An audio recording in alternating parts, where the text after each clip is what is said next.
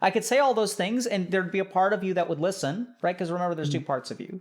And then that other part of you would be like, no, it's not enough. Hello, friend. Give me just 1 second. How are you? No, of course. I'm doing great, buddy. How are you? I'm good. I'm doing well. I'm a boomer, so you got to give me a second, bro. It's fine. No, don't worry about it. You're all good. All right, there we go. And can you count to 10 for me? Of course. 1, 2, 3, 4, 5, Awesome. 6, 7, 8. Oh, brilliant. Perfect. Yeah, that was great. So welcome, Jack. Sorry, I'm going to grab my notebook. Of course. Thank you so much. So first, welcome to the stream. Thank you. We're honored to have you. Is there something in particular that you prefer to be called? Like, what do you go by? I just go by Jack. No one Jack? tends Okay. to. Most people, in fact, full name me, which is a bit weird. I don't know. That's the thing we usually did as kids, and then we kind of grow out of. But I tend to find I'm full named. But no, you can just call me Jack. Okay, so welcome to the stream, Jack. My name is Alok, or Dr. K, and I'm really happy to have you here. I'm really glad you agreed to come on. Couple of ground rules. Yes. First of all, nothing that you don't have to talk about anything that you don't want to talk about. We oftentimes have a reputation for people coming on and expressing a lot of emotion, but we don't have to do that. Right, I really view this as I'm a resource for you. And so anything that you want to talk about or anything that I could help you with, I'm more than happy to. Does that work for you? Yeah, brilliant. Cool. So anything that you want to talk about or anything I can help you with?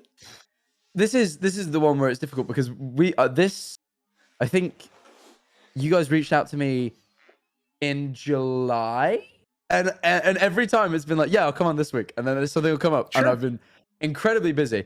And I think one thing, there were kind of two things that came out. One thing that came out through that process was I'm really bad at organizing myself. I'm terribly, if not busy, mentally busy, which is a different thing entirely. Like a lot of the time when people ask me to do things, I'll be like, oh no, I'm busy, which isn't always the case. I actually don't have that many things to do a lot of the time, but I'm very mentally busy. I don't always know how to wrap my head around all the things that are going off at once. So, that's one thing. And then I suppose another thing that I thought about probably a couple of weeks ago, but I'm a little bit like, I've got a bit of brain fog because I just moved and I'm like in that process of, like still a bit sleep deprived and stuff. But I was thinking about kind of this like sense of self and like who I am in terms of it came from like a work related thing where I was like thinking about how to move forward with some content stuff. And I'm like, well, a lot of people will argue that content creation, depending on how you do it, is very personality based. And I was like, okay, great. What do people like? What do I bring? And then I just kind of sat there and was like, I have no idea what about me makes me. Like I was like, I don't understand that in the slightest. Beautiful. So that was also, I thought maybe a discussion that could be interesting. I don't really know. I don't have much to add about it since that was kind of my question. I have no idea how to approach that problem. But Jack, it was something I thought about. I think both of those are perfect. Great. So I would love to talk to you about either of those two things or both. So here's what I heard. One is that like the subjective feeling of being busy may be disconnected from what your calendar looks like. Yeah, totally. So we can try to understand, like, how does that work? Like what's going on? What makes us feel busy? Can I just tell you a quick story about that, by the way? Of course. Yeah. Go for it. So we had a pilot at Healthy Gamer that was high performance coaching. So it was sort of like working with people who were more successful. And so there was a really interesting kind of theme that came out of that, which is, some people came into the group coaching process expecting like tips. And they were like, they would come in and they say, I want to work on my work-life balance. And so what they were really hoping for is like a few weeks in, they were kind of disappointed because they were like, I was hoping to be like more efficient, right? I was hoping I could learn from other people who were like more efficient. I'd get tips and then I could be more efficient and then I could improve my work-life balance. But then what we sort of realized after talking with them is that, if you were 10% more efficient, what would you do with the extra time? And the answer inevitably was work more. And so at which point? Yeah. Yeah. So I think a lot of this comes from the sort of the idea of like, where does mentally busy come from? So we could definitely talk about that. And I think the other thing that is very important is your sense of self. So like, who are you? And when you make content, what is it that people resonate with? And what do how do you make content that is aligned with who you are? Which one do you want to start with? Or which one's more interesting to you? I think the one that I'd benefit more from is probably the mentally busy part. I think that's the one I'd rather wrap my head around than out the two. So we can first notice what's driving your decision. Oh, being more efficient. It's 100%. It's right I away. realize I'm very. One thing I know about myself is that I'm very success driven. Like throughout all of life, it's kind of generally that's the thing I'm striving for. And I get very upset with failure to the point like very upset with it. It's something, and it doesn't even have to be very big failure. Very minute things. Kind of. I don't have a very good sense of scale. I'm very black and white. Like it's like success or failure, and that's kind of like the binary sort of system in which everything is one or the other. And I know that's not quite right, and I'm trying to not be like that. But how do you know that that's not quite right? Well, because certain things, it's not that it's not quite right, I suppose. It's more that it is detrimental to me to get so deeply upset by these things that I categorize as failure, and they're not really that bad. Like, I know deep down that they're not that bad, but I know also that I'm upset by them. And I'd rather not be, because I find that in being upset by them, all I do is I become less motivated, I work less, and I stumble into more failures, which I then, you know what I mean? It's like this cycle that perpetuates. Let me see if I heard the cycle correctly. You kind of screw up. Yeah. You tell yourself, oh, it's not that big of a deal. You can bounce back from this. Don't stress about it. Don't worry about it. If you free yourself of screwing up, you can go back to succeeding. But the debuff from screwing up causes you to screw up more. Yes. And then maybe even you start beating yourself up for like, why can't I cleanse this debuff? Yeah. That's totally it. Yeah. Yeah. So that's interesting. What do you think about that? I think it's my biggest, like, not my biggest flaw necessarily. The flaw might not be the right word, but it's the thing I would wish I could get over, because it's the thing that I find causes me to I find that a lot of the time when I'm not doing something, it's because I'm annoyed about the last thing that went wrong, and that's why this thing's going wrong. And it's like, if I could just move on from the last thing, maybe I could put my full attention into this thing. Okay. Sounds like quite a pickle, Jack. I'm glad you think so. I'm glad you think it's a pickle as well. Yeah. Oh, did you think... How does it feel when I say it sounds like quite a pickle? Well, at that point, then it's like, oh, okay, then no one else. It's good that I don't have. Sorry, it's not good. I mean, it's more normal that I don't have the answers. Like, I've not been able to figure this out. Yeah. And all of a sudden, if you're sat there like, wow, I don't know what, it's like, well, okay, that makes me feel like I've not been. There's a certain level of frustration if you were to turn around immediately and go, this is how you fix that. And I'd be like, wow, if I'd known this for the past 5 years, then I would have been, you know what I mean? If it was such a simple answer, but to know it's not, I suppose. It would make you feel stupid. Yeah, of course. Yeah. I feel like, you feel Yeah, stupid. I don't think you're stupid, Jack. No, thank you. I think what you're dealing with is very hard. And I think the reason it's very hard is because being the way that you are, let me know how this feels to you. It's kind of like if you weren't so detail oriented, if you didn't beat yourself up so much, would you be where you are today? That's the difficult question. I don't really know. Part of me would possibly argue no. Maybe I feel like if I wasn't as detail oriented, like you say, I feel like I'd coast more, and I possibly wouldn't have pushed myself like I do, because I do push myself quite hard. Okay. And I don't mind that. I'm quite happy to be the person that stays up till like stupid hours in the morning working. I'm quite fulfilled by being a worker. That I enjoy, but it's when it's the consequences of when that goes wrong, how it then screws me up for so much longer afterwards. That's the problem. That's the part I don't like. How do you feel about coasting? Oh yeah, no, I can't do it. I wish part of me wishes I could, but then I'd feel lazy. I feel lazy enough as it is, and I feel like I probably do work when you look at it, but a lot of the time I'll be like, I feel lazy. like this is to give you a detail. This is then a week where I felt lazy, and I moved on Monday, and then I went out filming on Tuesday. I unpacked all my things on Wednesday, which I didn't like because I did nothing but unpack all day, and I'm like, I haven't worked today. And then I went out filming all day on Thursday, and then Friday I unpacked some more, and then my parents came to visit, and now it's Monday. And I felt like, wow, I didn't get much done that week. Where really, when I think about it, where was the time to do all the things? But I sat there all week thinking, wow, I really need to like knuckle down next week because I didn't do much. And that's... Yeah, I feel like we're coming up on mentally busy. What do you think? Yes, yes. Yeah, help me understand That's how that. I feel. Yeah, so... I feel like a lot of the time I've just got a lot of things to be working on. And when I feel it's like that sort of like task paralysis thing, you know, when you've got too many things and you're like, whoa, well, I'm just going to back off and do nothing. It's like, because that's the easy, you know, it's like, yeah, there's this, I know I've got to, like, I've got a million and one list of things I have to do in my head. And then it's like, right, how do I, sometimes I'll just sit there and I'm not really doing anything. I'm not busy in that moment, but I feel busy because like, well, I don't want to be doing anything else because if we're doing anything else, I'm going to take my focus away from trying to figure out what I should be doing. If that makes sense. I realize absolutely. It feels like quite a complicated thought process to explain because it's busyness, and busyness is difficult to kind of, you know. So Jack, I think it's very complicated, and hopefully you and I can try to untangle it. How does that sound? Okay, so I'm going to toss a couple things out and you let me know what rings true and what doesn't. Okay, you're our compass. So I'm going to point the compass in different directions and you let me know if it aligns. Cool.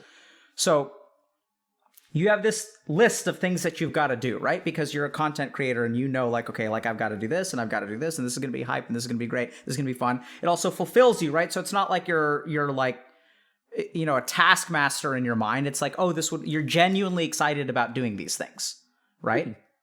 Yeah. Then what happens is sometimes you can't really act on them. Like, let's say you've got to move, for example.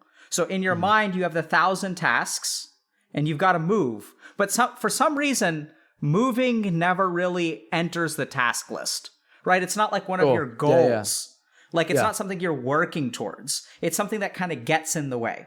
And so so at the end of the day, you have moved 0 steps forward on your task list, but you have moved. Yeah. And then what happens is you kind of feel like, oh my God, like I haven't progressed because this is my task list of 1,000 things. And like, instead I had to waste a day moving. And then that sort of feels like, oh my God, now like a day has gone by and I haven't moved forward at all. And then like the next day rolls around and you're sort of like, oh man, you know, I should have done stuff yesterday and I don't know. And like, man, I could have squeezed something in. And then you start to maybe beat yourself up a little bit. That in turn could like lead to a little bit more paralysis because I think beating yourself up is kind of like a coin flip. Sometimes it drives you and it's like, man, like, totally. Yeah. I'm never going to do this again. Never again. Like, let's do it, Jack. Like, let's go. And other times it's like, oh man, like I wish I had done it. Yeah. And I tend to fall on that latter, I think, more. Because I have friends who I went to advice for, and he tried to motivate me the way he motivates himself, which is harsh criticism, which works great for him because he feels like, wow, I can be better. That's how he sees it. Where I go, just like kind of sigh and don't want to do anything. And so I definitely, that experience was like, yeah, no, that's definitely, beating myself up doesn't really motivate me much. It can do, of course it can, but like most of the time it just makes me feel, you know, like just a bit. Yeah. Can I think for a second? Of course. Yeah. Go for it.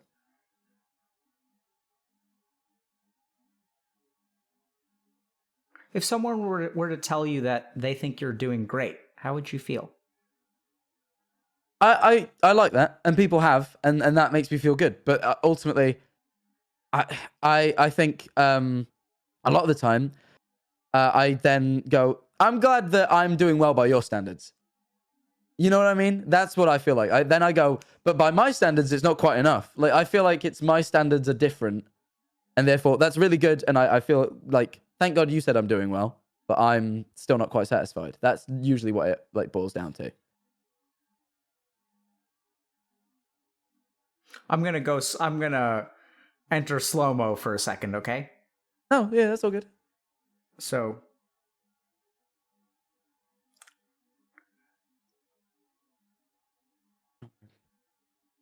When people say they think you're doing great, do you feel like they don't understand? Sometimes. Sometimes definitely. It depends who says it. There's certain people who have more credibility in that claim than others, I would say. Because certain people are in a similar position to me.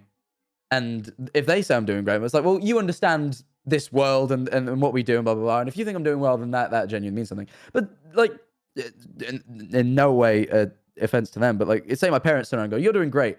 I'm like, well, you don't, like, I'm glad you think I'm doing well. And that's really nice. And it's lovely to hear your parents are proud and all this stuff.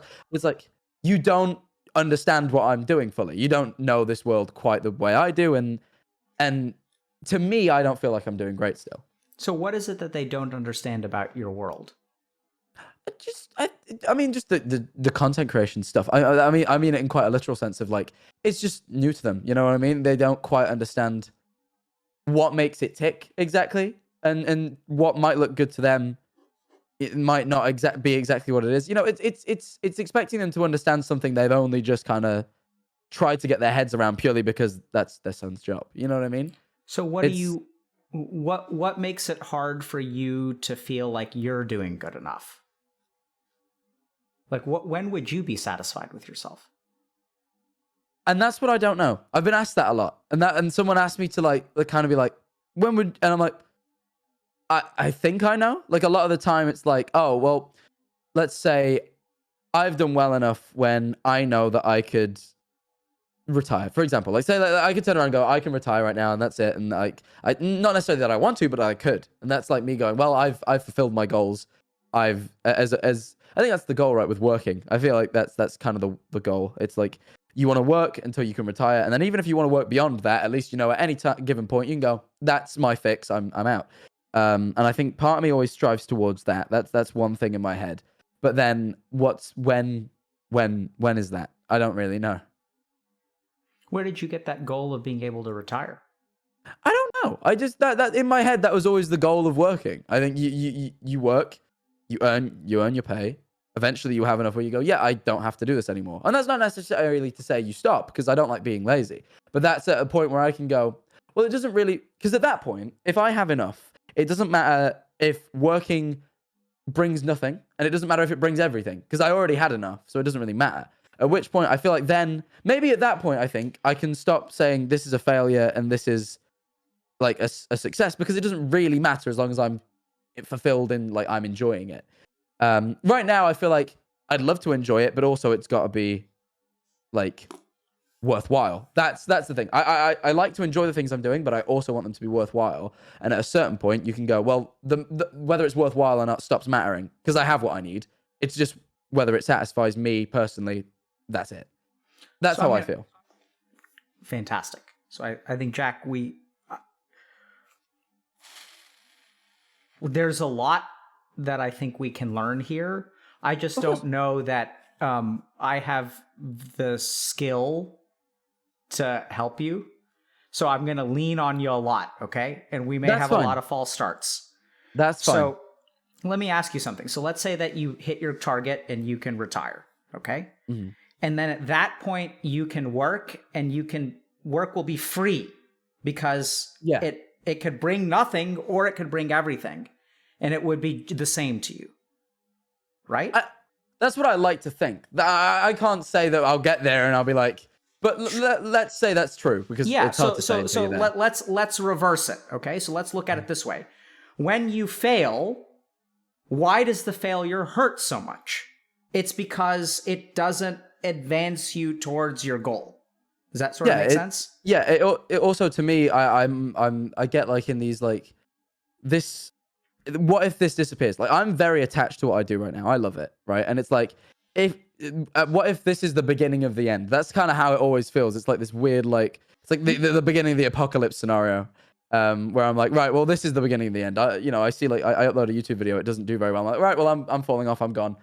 And it's like, well, that's a shame. I didn't get to do all the things I wanted to, but it's like, if I reach the point where I have done all those things, or I am at that point, then all of a sudden, doesn't matter if it starts declining, I did what I needed.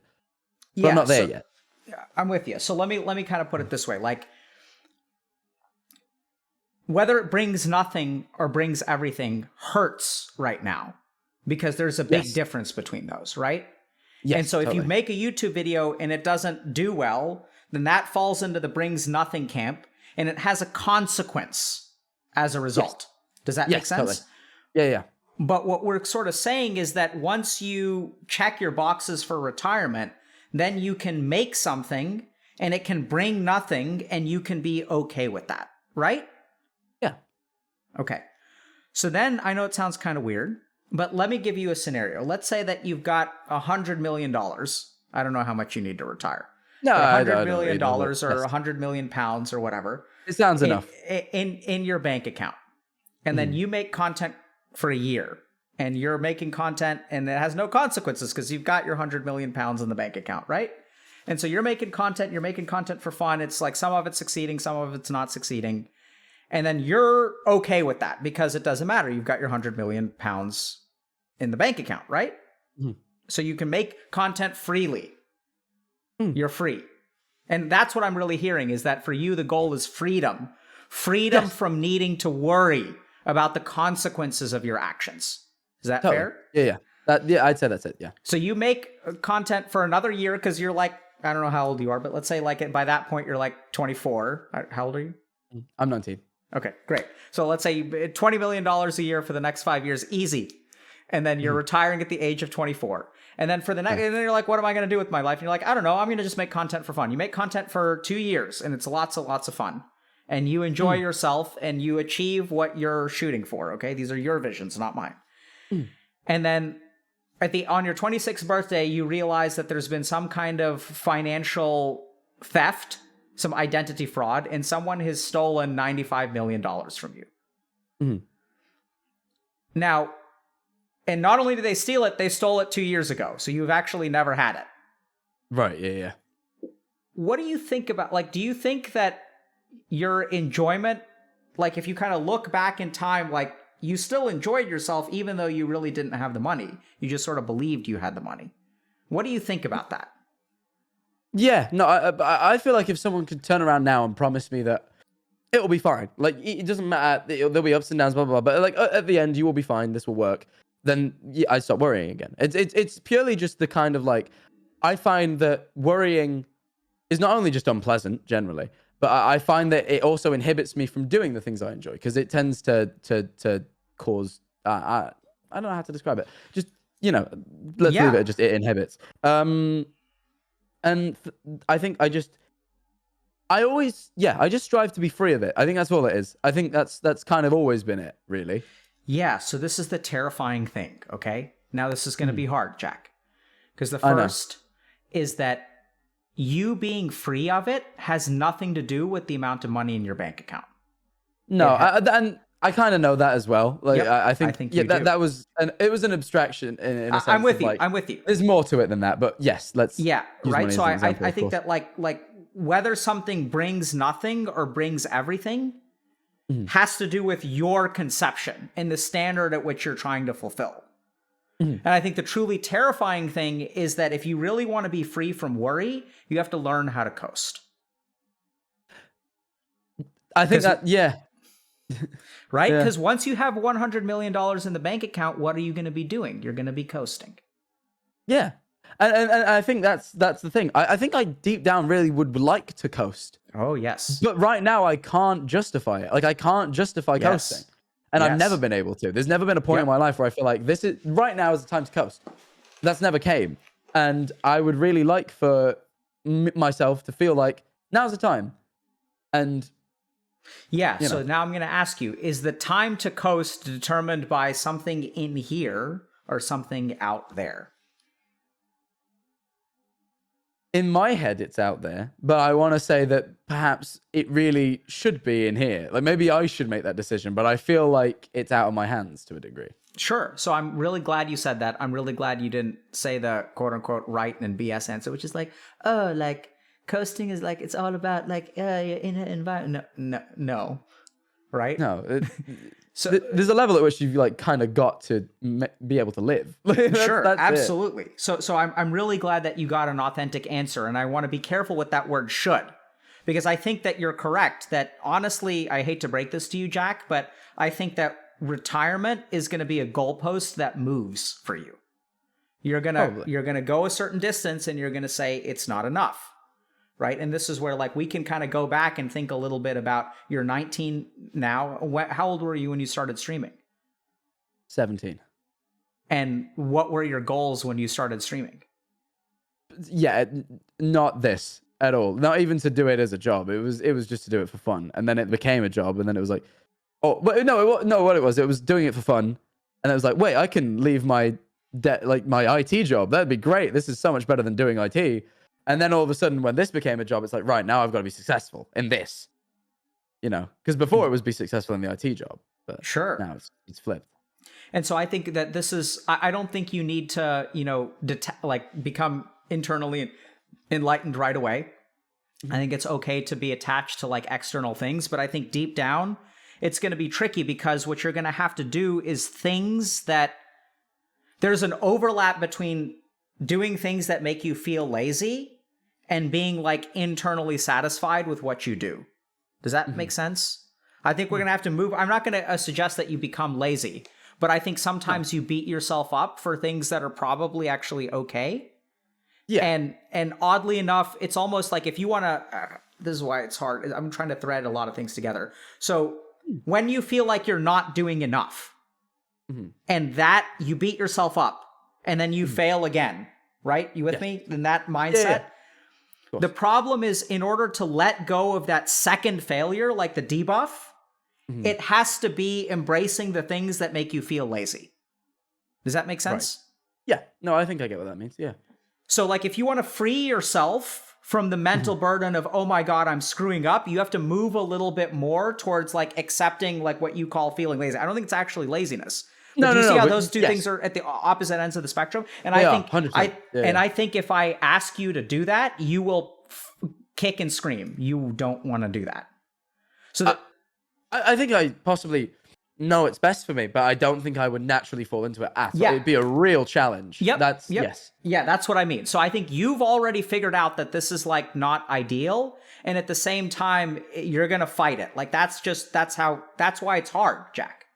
Because it isn't a simple answer. It's not like you're doing something wrong and you need to do something right. It's actually that you're doing something right. And if you want to move forward, you need to start doing things that are wrong. Sure. That's why it's hard and very few people figure it out. And it's like a struggle for humanity.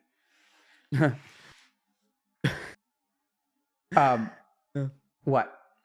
No, the struggle for humanity line was like, wow, that really made my problem big. What do you mean?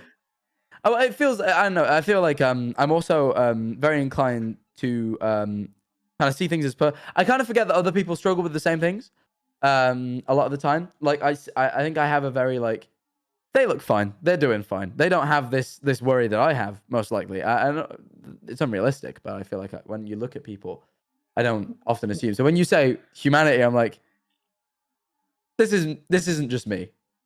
It's not just you. What do you see when you look at other people, Jack? It really depends. I feel like I see there's certain people. So this is the thing. I think I do compare myself quite a lot. Because this is something that everyone always quotes as being like the source of a problem. But I'm gonna bring up this cliche of like being the kid that did well in school, and what happens is you leave. And all of a sudden, especially in this sphere, where it's huge and there's so many people, I'm not the best at it. Where in school, I was the best at most, like a lot of the things I did, at least compared to my peers. So all of a sudden, the comparison thing wasn't a problem. Because if I compare myself to people, it's like, yeah, I'm beyond that. And it was like, yeah, I'm doing better than that. That's great. No one can expect anything more of you when you're doing the best. That's how I felt. But now I'm in a position where I'm not doing the best. There's also a part of me that is striving to be the best. And as much as I know that isn't realistic, because I'm in a huge, huge sphere of very, very talented people, way more talented than myself. But there's a little part of my brain which is like, let's try and be the best at this. Let's be the absolute best at this. So Jack, I lost where I was going with that entirely. Totally I felt like that was going to tie into something. Well, no, you're doing great, man. So I want to point something out to you. I've noticed something. So this is going to be kind of a meandering conversation, okay? So like, what? Sorry, but have you noticed that you'll oftentimes make statements about like deep down, I know this, but this, or on some level I feel like this, but this. Have you kind of noticed that within you there's like this war between like There's a lot of conflict. Yes. yeah, help me I'm very understand. conflicted a lot. Who are those two people? Like you get the sense there's two people in there? Yeah, no, okay. Yeah, I think so. And it's probably the part of me that just wants to like enjoy things and purely just enjoy things. Like that's it. Like that's all I want to do. If I'm doing something, I want to do it for maximum enjoyment, whether that's working, whether that's anything, it's purely for me. And there's a part of me that's like, you need to be able to live and you need to do well and you need to succeed and like it's trying to balance those two, but I find that the succeeding one tends to trump the enjoyment one. And I don't know why, but I've got this weird idea in my head that success is more important than enjoyment. Like, I like as much as I kind of know that shouldn't be true, because I also, if I was to sit down and get really like philosophical and discuss like what I view life as, it's like it's ultimately all down to just making the most of whatever time you have. So you should enjoy it, right? But like, I also don't want to shorten that time or whatever by being unsuccessful, which in my head is how it works, which possibly is a very big leap.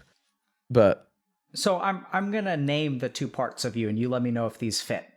So one is the part of you that knows what is true, and the other one is the part of you that knows what should be true.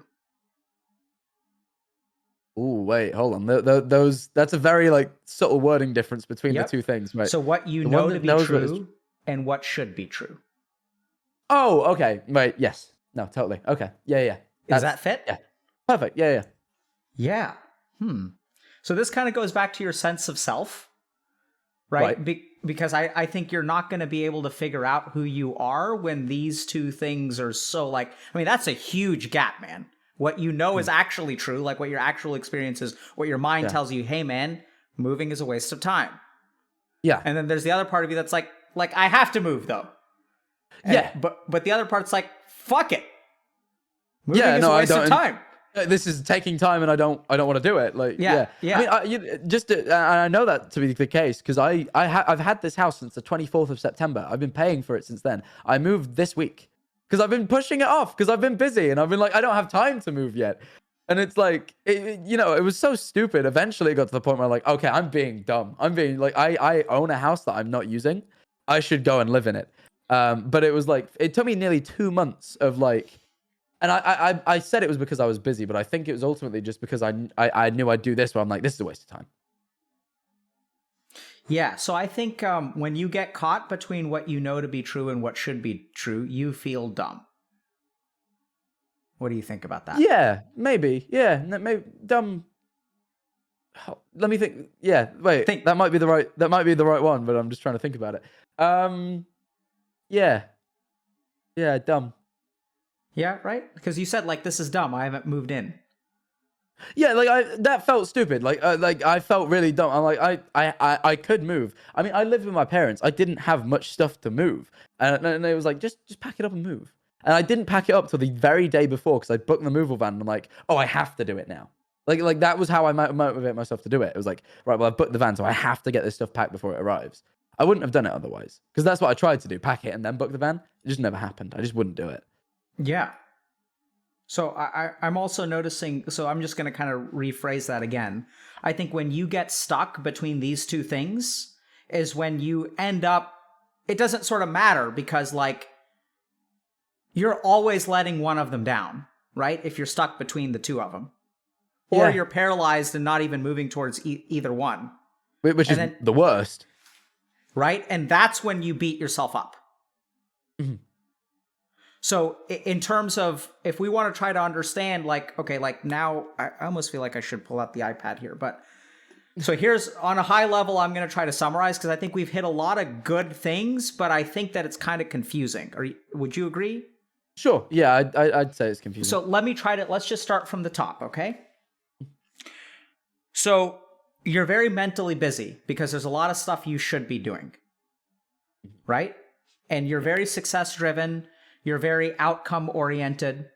So you know what you need to do. Your to-do list is probably far beyond what you're capable of, but it's all important stuff that could get done.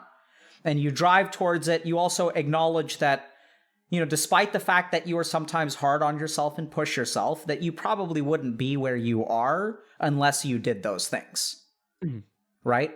So even though there's a part of you that wants to change and wants to relax and wants to coast and wants to enjoy being 19 years old, which theoretically should be the best time of your life. And I'm sure you were genuinely having fun too. I don't get the sense that your life is all sad and all that stuff. No. I do have fun. I then just come away from it like, oh, wow, I didn't do anything. But I do enjoy it. And in the moment, I'm having a great time. A lot. So that's exactly beautifully said, right? So like in the moment, you're enjoying. So there's one thing over here and you're like, all right, let's do that thing.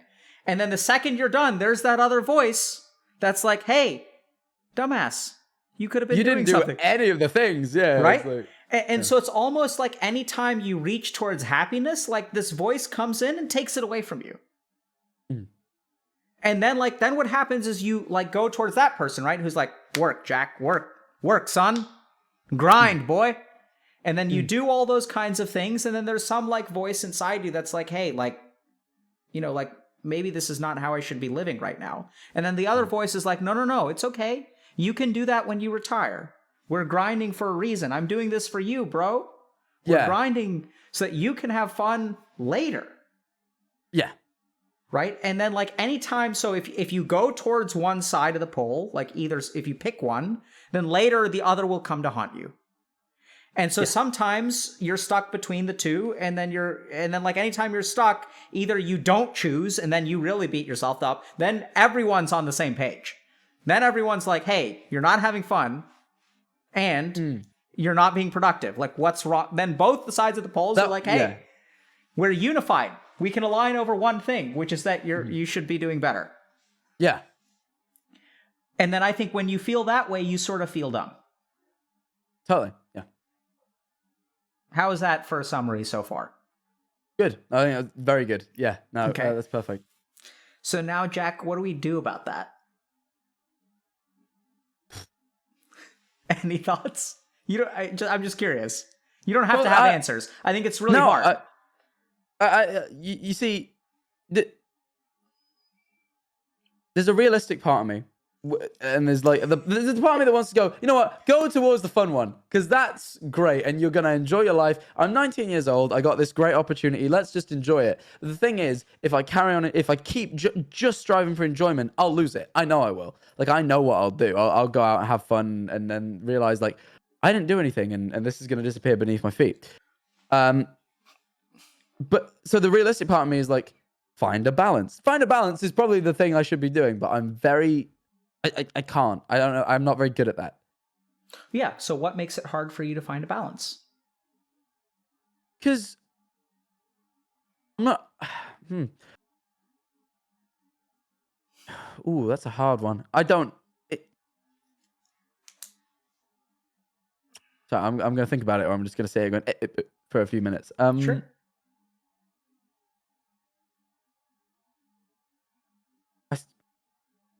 I suppose it's kind of the idea of which feels more important than the other. And in a moment, I can never really decide. So it's very hard for me to balance it. I basically got the way the thought process works in my head of balancing it is I have a dilemma, right? Over something. I don't know, say someone's invited me out, but I could be getting on with one of the million things I could be doing. And it's like, right, well, I'm going to sit there and I'm going to think, I could go and do that thing. Or I could do this thing. And in that moment, I struggle a lot to go, which one of these is the most important route to take for me right now? And sometimes I can. Sometimes I can go, you know what? I've worked a lot recently. These are my friends. Tonight I should go do something. And sometimes it's like, hey, I'm really behind. You know. But when I'm not leaning to an extreme where I'm either really behind or I'm really ahead and I'm doing all right, when I'm kind of in that middle ground of could go one way or the other, I struggle to make the decision. Okay. So oddly enough, that doesn't sound like balance to me. That sounds kind of like torture. Right. What is that fair to say, or is that potentially? I feel like it's. Is that how it feels? I don't. I think that's where the paralysis kicks in. I don't know. That's where I go. Just freeze up. Yeah. I got an emotional reaction there. I wasn't sure if that emotional reaction was absurdity because I'm completely off base, or that was striking a chord.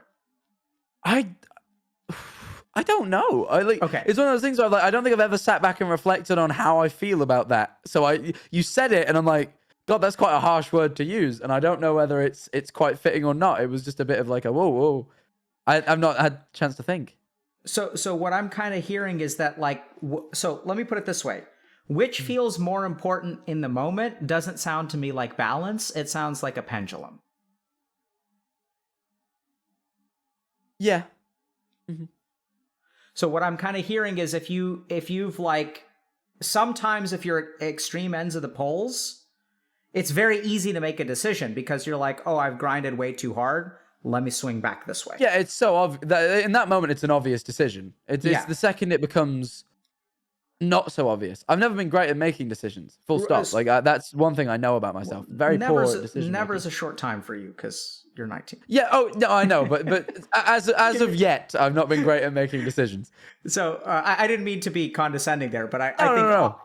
You're doing good, Jack, and I think you got to cut yourself some slack because you know you're.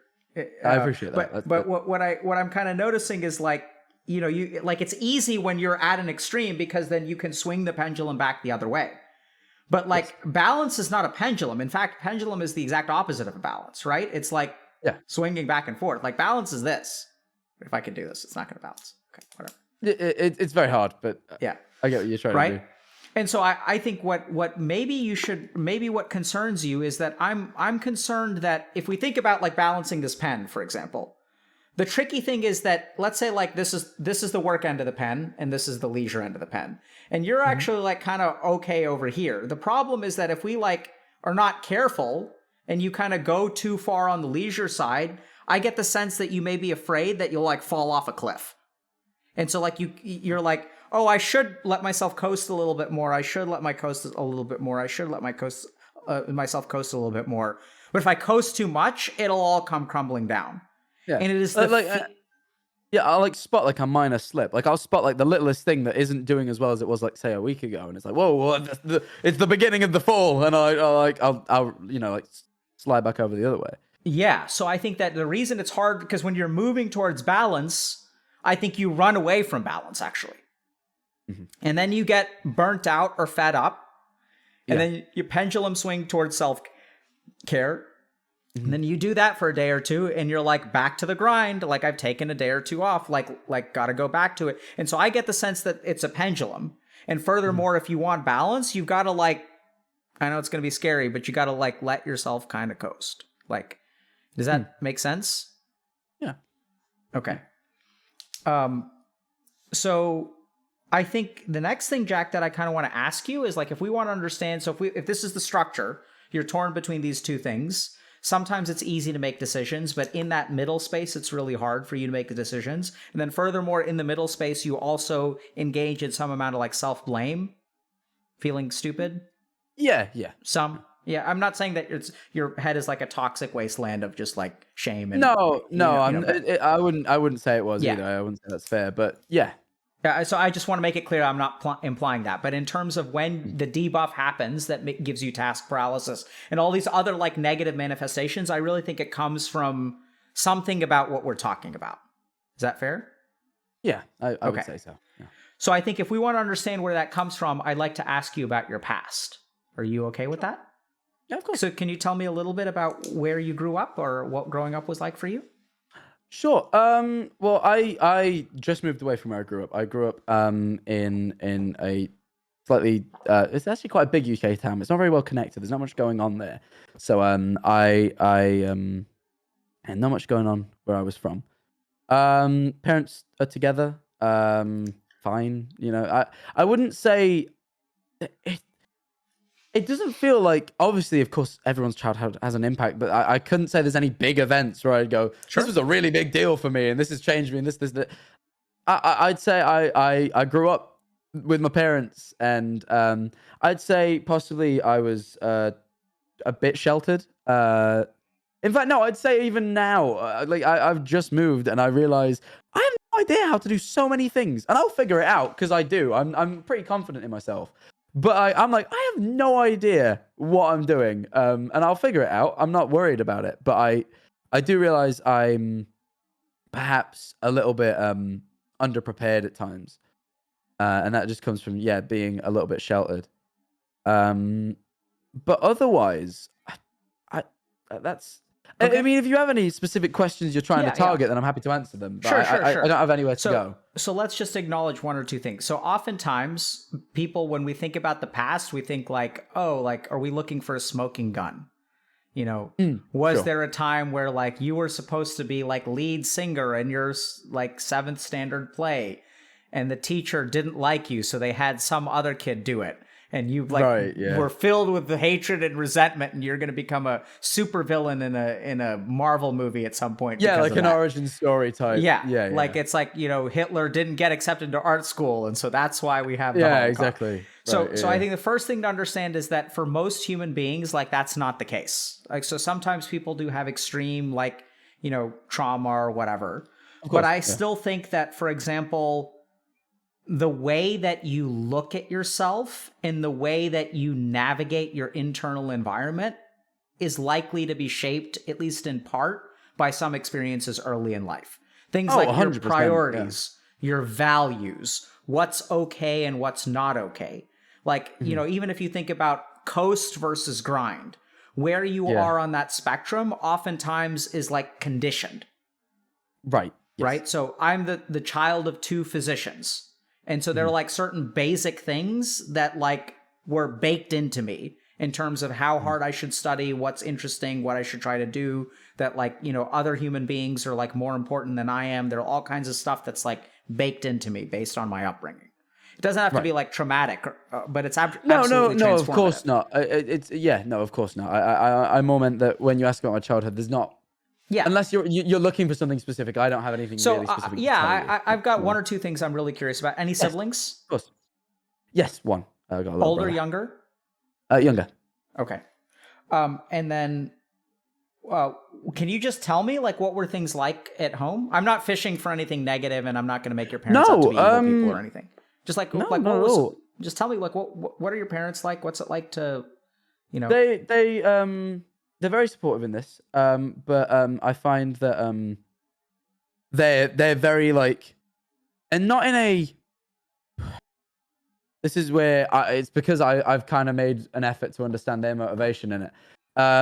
It's not in a sort of pushy sense, but like they want me to succeed, and purely just so I'm comfortable and happy. The same way kind of I want me to succeed. The reasoning is very similar, but I feel like they also will be like when I was at home, I would be reminding myself of the things I had to do, and they would as well. Like they would be like, "Hey, you still have to do this thing." Like if I was trying to relax, I often found that someone would be like, if I made that conscious decision that I've chosen, like I'm just going to enjoy myself for a bit. It could be disrupted by the, "Hey, you have this thing to do," and it's like and often I'd get annoyed, and they couldn't really figure out why. And it's like the reason is because I'm aware of that. I know I have that thing to do. I'm already fighting off my own. Hey, you got to do this thing. To have you come in and then go, you got to do this, is like that. Like now it's too much, and now I'm annoyed. What would? Yeah, go ahead. So that was. I think that's something that possibly causes me to work a bit more as well, because it's like if I manage to finally reconcile it with myself, the second someone else comes along, especially someone like I feel with like parents. This is me, and probably most people as well. But I'm very. Even if I know it's not true, I will take their word as almost gospel. Even if I know that shouldn't be done, because I know that they don't always know the best. In my head, I can't shake I'm just going to listen to what they say because they're my parents, and I've got this relationship of trust. So, you know, even though logically I'm quite aware that why would they know about that thing? Like why, you know, I'm like, yep, they've told me to do that thing. That's the thing, you know. So I just want to point out once again that there's that thing again. Like there's the part of you that knows that you don't really need to listen to them. And then there's the like I'm just hearing this, like this is the big thing, Jack. Every time I ask you a question, there's always 2 sides to the answer. Yeah. Yeah. And I suspect that much of your lack of peace comes from the moment that those two sides become like uniform, you will be at peace. Yeah, that would be, if that ever happens, that'd be great. I'm trying to think of a time where they have been, and I'm like, I'm not sure it's happened, but yeah, we'll get there. So, and I think that Yeah. like, you'll know who you are when that happens. Because, exactly. That's one thing I've thought about. That's another thing. When I was thinking about that, I feel like a lot of the time I've been following the instruction of, in a way, my parents, because of what I was saying, and then also just kind of this voice. I've just been following what it tells me to do, and teachers and things like that. I'm very black and white. When people tell me things, I take them very literally, and I kind of fulfill them to a very accurate degree. And I found that means that I feel like someone who's really great at taking instructions. That's what I feel like. That's me. I'm really good at, if you tell me to do something, doing that thing well. But I got to be told to do it. Like, even with content creation, I mean, this is normal, but still, I've sought advice from plenty of other people and just kind of done what they said, and that's how I got here. Because I'll give myself credit and say I did what they told me well, but I only felt confident because other people told me to do what I was doing. It's very rare that I will just kind of sit down, formulate a plan by myself, and it happens. But how does it feel to do well at something that someone tells you to do? I mean, same as it does to do well at anything. I feel like doing well is fulfilling. I don't think because someone else told me to do it, someone else telling me to do it gives me that layer of confidence that it's. Ooh, no. Let me think about how to word that. This is when I used to work a job, right? When I used to work like a 9 to 5, my only goal in that job essentially is to like do what the boss tells me to do to a level of satisfaction that they're happy with. That's it. That's all I have to do. It's a very simple role. But all of a sudden, now I'm my boss, and I find it very hard to go, Jack, what should I do? And Jack, because the thing is, I'm biased towards my own enjoyment. I'm biased to go, hey Jack, what should I do today? Hey Jack, go put your feet up, sit down, watch TV.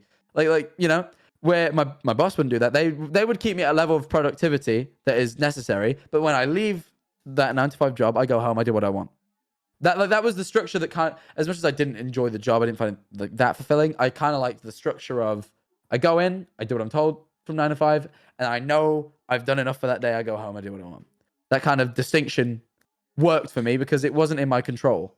Okay, so Jack, this is where things are going to get weird, because you've just told me what your internal experience is like. And so theoretically, the statement that you just made is the one that I should respect and listen to the most.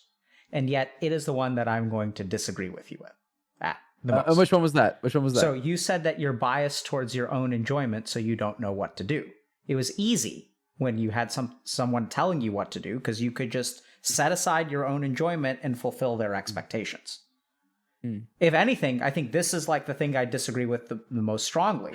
Okay. I get what you're saying. I think, but the thing is, this is where I know where you're coming from, and I'm going to explain how I think it works. Sure. And that is, please. I am biased towards my own enjoyment. Therefore, knowing I'm biased towards my own enjoyment, I do the exact opposite, where I kind of go, no, you're being biased. You shouldn't do that. And then, do you know what I mean? Like, yes, I know. I was about to go there too. Yes. Yeah. No, yeah. Naturally, I am biased towards my own enjoyment. So you overcompensate. But yes, if we really think about it, that overcompensation is driven by the non-enjoyment side. Yeah. So I would even argue that the master controller up here is not your enjoyment. It is the fear that you are biased towards your own enjoyment that causes you to overcompensate on the other side and grind even twice as hard. Sure. So what's in control there? It's not the enjoyment. No. It's not. I kind of know that. I think it's just. I think Jack, how do you feel about that?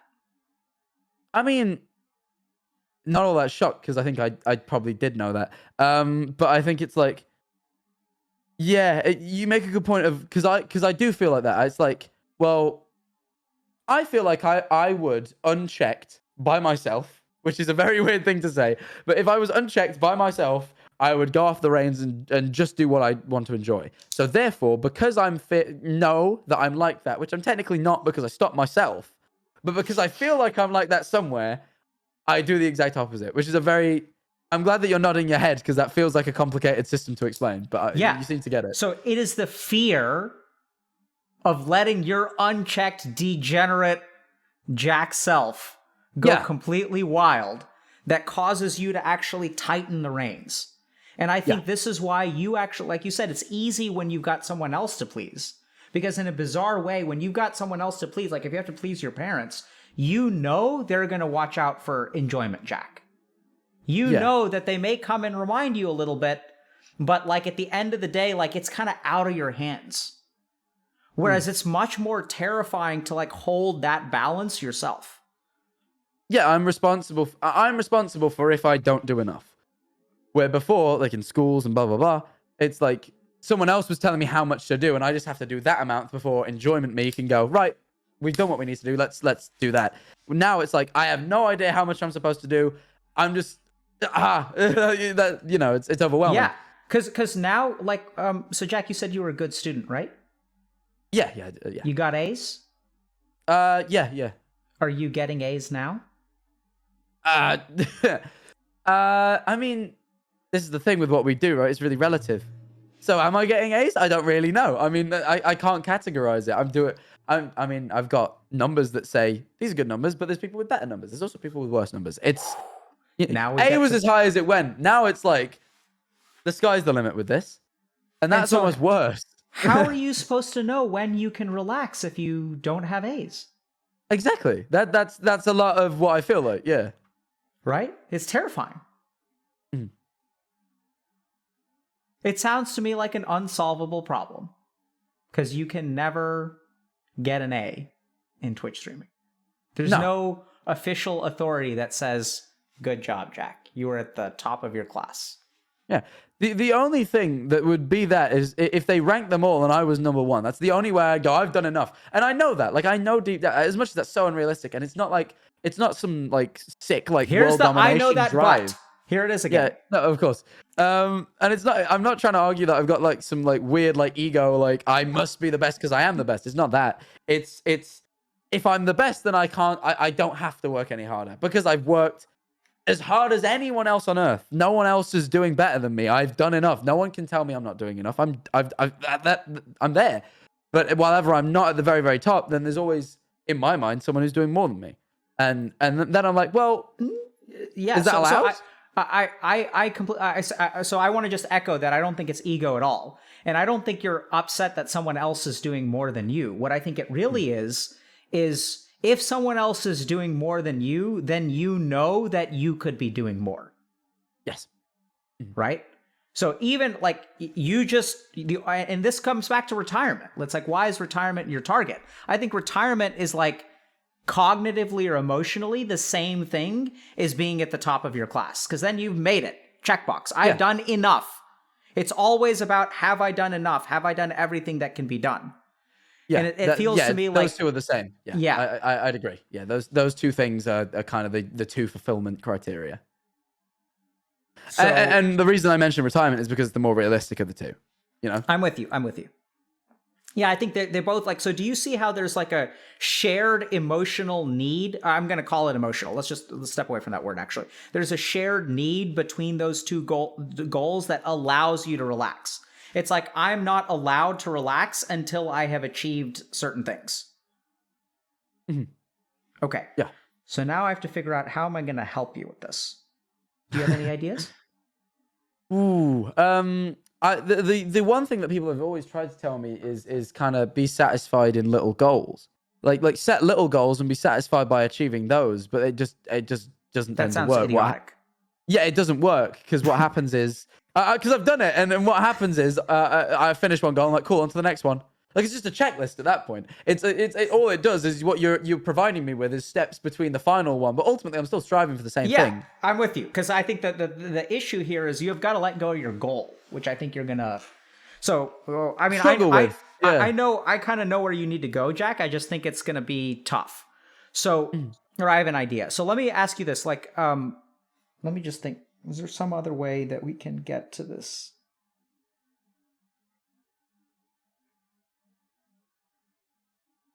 What was it like being in school?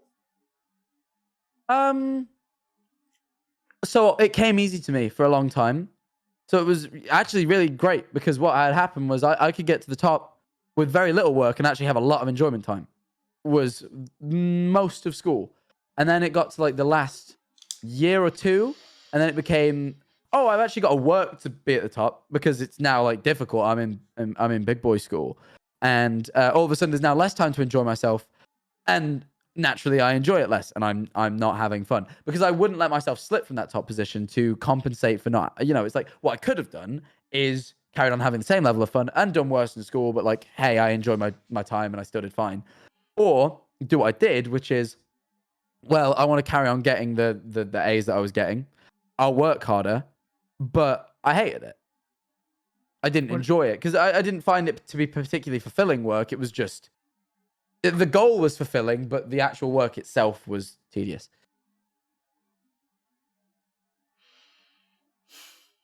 Okay, I'm going to just toss out some words, connect some dots. You let me know if it resonates. And I think we may have a way forward here. So first of all, I think you're mentally busy in your sense of self. This is all related.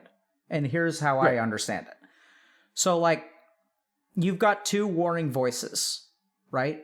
And in the past, those voices have been, you never had to resolve the conflict between like white and black because there was an external measure which could satisfy both sides. Like once you were at the top of your class, you were trying to figure out, okay, do I need to study today or do I not need to study today? And you never had to resolve the internal conflict because you relied on an external thing to tell you what to do. Yes. With me? Mm-hmm.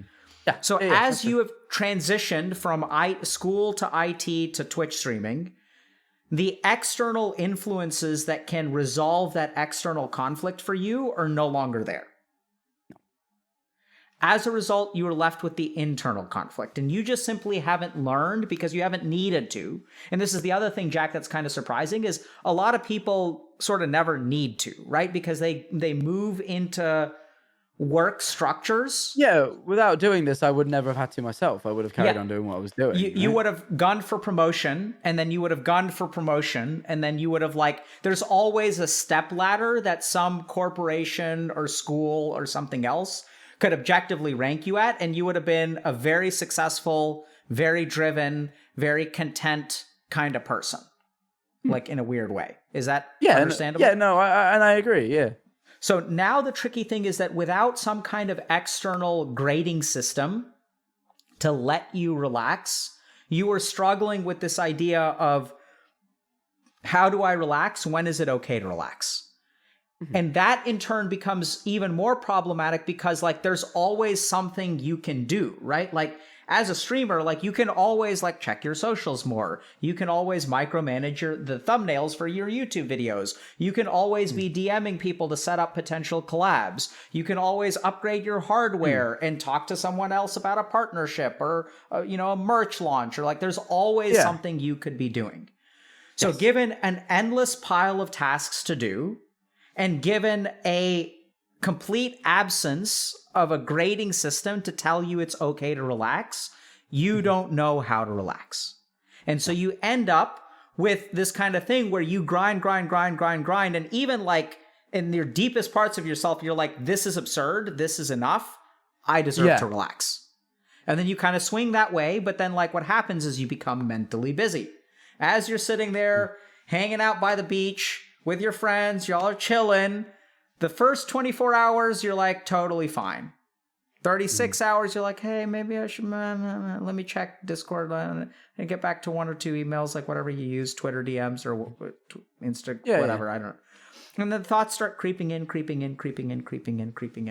And then you're like, oh, I've relaxed too much. Let me start working again. Or even somewhere in the middle there, it's 2 days in, you start to get conflicted because you're like, oh, I was going to take a long weekend with my friends, but then you're not paralysis, but almost your parents come into the room and be like, hey, you should be studying.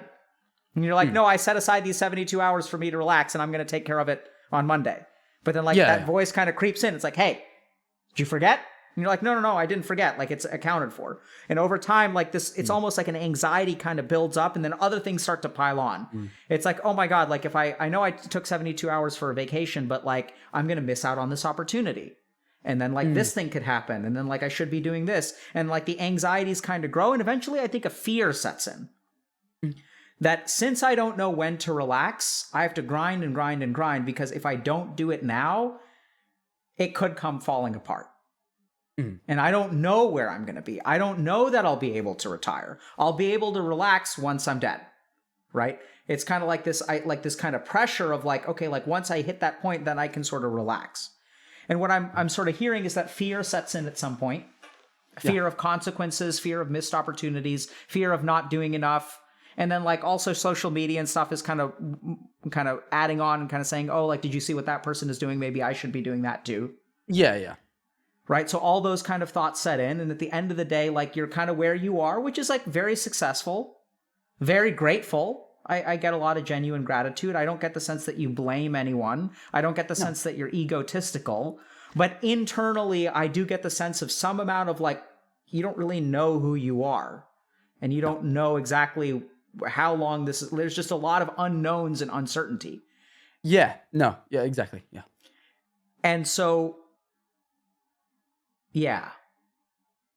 Anything that I got wrong or anything that you want to add or anything you think we're missing? Is that you? No, I feel like, yeah, that's a pretty good summary. There's one thing I suppose that I might add there's always this part of me as well that as I'm telling you this is like, I hope I'm not telling you who I think I am and not what I'm not, sorry. And not what I, like, my words, I'm just stumbling a bit. Yeah. I don't want to be telling you all this because there's also a part of me that is, when I'm telling you all this, is like, is this who I am or is this who I think I am? And actually, there's little parts of me that are just altering things. Like, am I really conflicted or am I really just lazy? Like, there's that little voice that's like, you know what I mean? Like there's that part of me that's like, I'm telling you all this, and that's great. And if this is the case, then like, you know, I feel less lazy because this doesn't sound like a lazy person, what you're describing. And I'm like, but am I picking my words carefully to deceive you? Because then you won't look at me as lazy. Because that's also a thing. I would hate that. Jack, so here's the key thing. This is going to be hard. Okay. So by the way, you're doing fantastic. We are sort of at the barrier of like some very abstract, weird mental stuff that's hard to pin down. Cool. So I want you to think about your thought just now. I'm going to ask you a question that I'm 99% sure you're not going to be able to answer, but I want you to just try anyway. Cool. Where does that thought come from? Where's the origin of that? Oh, this sounds real, but what if I'm just lazy and I'm tricking this guy to seem like it's okay that I'm doing this, but I'm just lazy? Like, where is that thought coming from? So one thing that makes me feel better is, like you said earlier, when people tell me, like that, you right now are almost an external factor that's telling me I'm doing enough. Almost like right now, that's what you're kind of fulfilling, and that makes me feel better. But what I can do as a person who can, because ultimately you only know what I tell you. So what I can do is manipulate my words cleverly enough to make you believe I'm doing enough, because then you tell me I'm doing enough and I can relax. It's like in school, right? I did this a couple of times in school where I genuinely was like, it's like, hey, did you do that homework? No, I didn't get time. I'll do it tomorrow. Really, I just forgot. But I'm making them look like I wasn't being lazy about it. I'm making them feel like I'm giving them some excuse that seems a bit more reasonable. And people pass that judgment. You know, blah, blah, blah. You don't, whatever. And I think I'm losing my train of thought here, so I'm going to try and get myself back on it. I've gotcha. You just keep going. It's like, that comes from the part of me that is like, scared that what I'm doing is so when you turn around and it's like, you're not lazy, blah, blah, blah. There's a part of me that's like doubting that and going, no, he's not lying to you. Like, I don't think you're lying to me. But what I think is that I have manipulated what I've said in a way to make you say that because that's what I wanted to hear. And therefore, I'm still actually lazy. I've just made you affirm me so I feel better. And there's a fear of that happening. And that's, I think, where I don't know if necessarily that answers the question is where does that thought come from, but that explains the process. Very, very good. So, I don't know if you've noticed this, Jack, but I have not told you that I think you're doing enough. Have you noticed that? No, you've not said those words exactly. Yeah, why don't you think I've said those? I know. I I don't know. No, I can tell you why you haven't said that. What would you feel if I told you, Jack, I think you're doing a fantastic job. I think you are doing enough. What would happen? That's great. That's great. That's great. And then there's a little part of me that goes, we're having this discussion. Naturally, of course, you're going to say that. So but this is what's happening, right? So if I say, Jack, I think you're young. Give yourself time. You'll get there. Have some faith in yourself. How would you respond to that? Forgive my sarcastic tone. I could say it genuinely. How would you respond? No. But like, I'd be like, it's nice, and it would allow me for a period to go, yeah, maybe I should. But then what would happen is there's that but. The thing that you're affirming me that I should relax, and what'll happen is I'll do a stream that doesn't do great, or subs are down, or something. Just like something is down, and then that affirms me in the opposite direction. That goes, Dr. K was wrong. You aren't doing enough because here's a number that says so. Beautiful, right? So here's the thing. It comes back to the war between the two. There's the content you and the grind you. Okay? And there's a way of affirming both. I think that's also... So if I say that you're going to do enough, if I say, Jack, you're you've come so far for your age, man. You're such an awesome, you've come so far, you have so much to be grateful for. You deserve to relax, bro. You're 19. Have the time of your life, dude. Go out. You shouldn't be grinding. You can grind when you're 29. I could say all those things, and there'd be a part of you that would listen, right? Because remember, there's two parts of you. And then that other part of you would be like, no, it's not enough, right? This guy doesn't understand. It'll start saying these kinds of things, right? Because he's not I'm not actually like a streamer, or your mind will generate all kinds of ideas to devalue what I say. So I've tried really hard to not engage with that part. And despite the fact that I've never told you I think you're doing enough, I've never told you I think you're doing a good job, somehow you are feeling more relaxed. You are feeling like, oh, I am actually doing a good job. This is okay. This is okay. This is the signal that I'm sending you subconsciously, and you are receiving it. And the moment that I send you that signal and you start to really receive it, that little thing is like, I'm tricking him.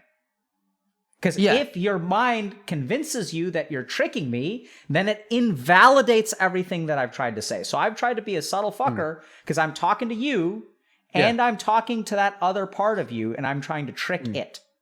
And now I've tricked you, but it is not buying my BS. It detects what I'm doing and starts to doubt and starts to warn you. It's a warning because, oh my God, Jack, what would happen if I made you feel like you're doing okay? Yeah, I could stop doing as much, and then all this will disappear. Yeah, exactly, right? And that's that part of you. So here's the thing, Jack. Why do you believe that at the core of it, what I'm getting is that there's a part of you that believes very strongly. I know this is maybe a stretch, but if you are this is going to be hard for me, but let me try. So if there's a part of you that tricks so two options, right? One is you're being authentic right now and you're not actually lazy, and I'm sort of like I'm authentically reading you and I'm authentically responding to you, and this is truth. You with it? Yeah. Sure. And then there's another part of you that's like, you're tricking me. And that invalidates my support of you because I'm being tricked. But if you're tricking me, that means that there's a part of you that genuinely believes like you're lazy. Does that make sense? Because the only way you could trick me into believing you're not lazy is does that make sense? It's like it has to come from a belief that you're lazy. Yes, it does. Yeah. So where does that come from? Like, why do you believe you're lazy? Why are you afraid you're lazy? Maybe that's a better question. I'm afraid of it because I don't know. I feel like I think that's maybe one thing that's been instilled in me through school, parents, is everyone has kind of instilled in me that I shouldn't be. So I think that's maybe just like kind of it's one of those like 7 deadly sins that's like in my brain. It's like, thou shalt not be lazy. It's just in my head. You know what I mean? Yeah, sure. So I'm going to ask you a question, Jack. When did the installation of the fear that you were lazy, when was how old were you when you started being worried that you might be lazy? Probably at the point where it began to matter. So that would be when I felt like I had to start working. which was towards the end of school. Like the point at which I felt that like doing well required work. Because what happened was I wasn't particularly used to working on things, and I hated it. I was like, whoa, I'm having to work way more. This sucks. And that made me go, God, I'm a lazy person because I hate work. And I don't think it necessarily is that. It was more that, you know, I'm enjoying myself less. And naturally, of course, I'm not going to like enjoy myself less. That's how humans are. You know, I think. Does a story come to mind, like a particular moment or time when you realize that you're going to have to start working? Not exactly. Just when I started sixth form, which I don't UK schooling. It's like the last sort of. How It's old the were last you? bit before uni. I would. Ooh, how old would I be? 16. I'd be like 16 or 17 at that point. Probably Can 16. Is there anything you can share with me in terms of like concrete stuff about moments or like just what it was like being 16 and sort of realizing you can't afford to be lazy anymore? This sixth form is one of these ones where like I didn't realize how much I hated it until I left. And I think I genuinely have suppressed a lot of it because I don't remember it very well, which is strange for how recent it is, but it's all one big blur of just not enjoying myself and hoping to get through it. And don't get me wrong, there's moments where I did enjoy myself, but like overall, just the whole experience I found stressful. But Can you just tell me about that experience? What comes to mind? I remember just being unhappy with it. Like just being like, I hate this. I can't wait to leave. And don't get me wrong, I had good friends and the social elements were great when they were things I could focus on, but half of the time I couldn't. So I just felt like, wow, I don't enjoy this. This isn't great, you know? It was just a period that, and I considered leaving a lot. I never did. I'm not even 100% convinced that I wouldn't have done. COVID kicked us out early, and I'm not convinced that I would have made it to the very, very end. I was really getting to the end of my tether by the end of it. But they kicked us out early, and they kind of we didn't take exams. I don't know if you heard much about like what happened in the UK with that, but they just kind of went, hey, you know, it's not safe to get all these kids in exam rooms. We're just going to work out your grades from the work you've done over the past 2 years, and you're done. Have fun. Like you've done what you can. We're just going to use everything we've got up until now. So they kicked us out early. And I was like, oh wow, okay. Guess I'm done. How did you feel about that? A little bit worried because obviously I hadn't treated. So there's two parts of me. There's like a little part of you that's worried because there was no warning to that. There was no like, hey, I mean, they say this throughout school, but you never really believe it because it's like, hey, in the scenario that on the way to an exam, you get ran over by a car and break your legs, we'll use your previous work. But like what's the chances, right? And then all of a sudden that thing actually happens. It's like, hey, we're actually using your stuff. And you're like, whoa, I didn't treat this like it was going to be the thing that decides what grades I get in the end. Like, that's a little bit stressful. But I also knew that these things have been graded throughout school and I was doing well. So I was like, ultimately, I should be fine. There's no reason I shouldn't get A's. I've been getting A's pretty much throughout this. I should be fine. At which point I went, okay, guess I got to wait till August. It's March. And that was it. I was done. Like, and I didn't go get a job. I'm like, well, I was like, well, I had, you know, I worked through my summers, so I was like, I got money. I don't need a job. I'm just gonna enjoy it because, I mean, you know, when's the world gonna be like this again? Yes. So you were in school and you were hating it, right? Is that right? You were in school and you were hating it? Right towards that end part, yeah, definitely. And which was abnormal for me. There was a chance that if COVID didn't happen, you wouldn't have finished school? So that's the thing. Would I have probably not. I really felt like I was getting to that point. And a friend of mine dropped, and then I was like, whoa, okay, that kind of, because I constantly thought about it, constantly. And but I cannot say I would have ever done it. Because I don't think how would you have felt about yourself if you did do it? I don't know. Depends what I went on to do afterwards. I think I think I would have had to wait till the consequence. If there was I say extremely negative consequence. If I perceived it to be an extremely negative consequence, then I would have beat myself up about it. And if I got on fine, I wouldn't. I suppose I wouldn't have cared. You know, it's like I dropped out of uni to do this, right? But that made sense. I was doing well in this, and like so the consequences are good. So all of a sudden, it's like great. Like I made the right decision, and I never think back on that. Like that is not something I think back on. And if a scenario like that would have happened, where I found something that was amazing, then great. But if it didn't, then yeah, I would have been pretty annoyed.